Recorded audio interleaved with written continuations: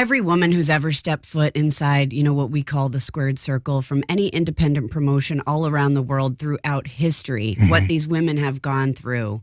To think that we're now at a place where this past year's WrestleMania, our women were the main event. Amazing. For the first time in 35 years. I mean, that's just, that's where it should be. And it doesn't have to always be a woman's match, but the point is, to have that equal opportunity and the equal time. And I agree with you. Our women are stealing the show. They're 100%. absolutely. I think Becky Lynch is arguably one of the biggest stars in our business, if right not now. the biggest star. I think. I mean, did you ever foresee that happening? Like in the 90s when it was a bit sketchy in terms of women's wrestling. Did you ever think at one point the main star, the biggest babyface in the company, the person that's putting bums in seats was going to be a woman?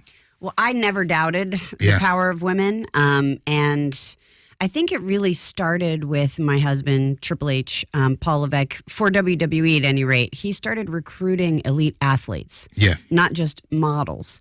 And he started training women the same as the men, hired the first ever female coach at the Performance Center, and started giving them the same opportunities, the same match time, opportunities on live events that were televised, that were non-televised, and also that were televised. And on NXT, that live audience started chanting, "This is wrestling and women's wrestling."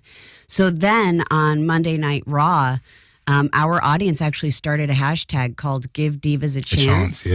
And it trended worldwide for 3 days. So our audience demanded the change. They made it happen. And at WrestleMania that you mentioned at AT&T Stadium in front of over 101,000 people, we announced the rebranding of the Divas division to the women's division, announced that our women would now be called superstars, the same as the men, and unveiled a new championship belt that was more akin to the men's, but still pretty feminine.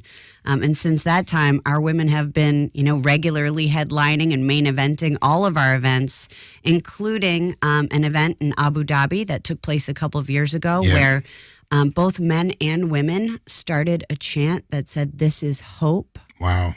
Which is not your typical WWE chant. And there were tears in the eyes of little girls in the front row. And then just this past October, we had our first ever women's match in Saudi Arabia. Amazing. Amazing. It's a chance of "This is awesome," by the way. That's amazing, man. Because I've heard some wild chants over the years. This is hope and this is awesome. That's great.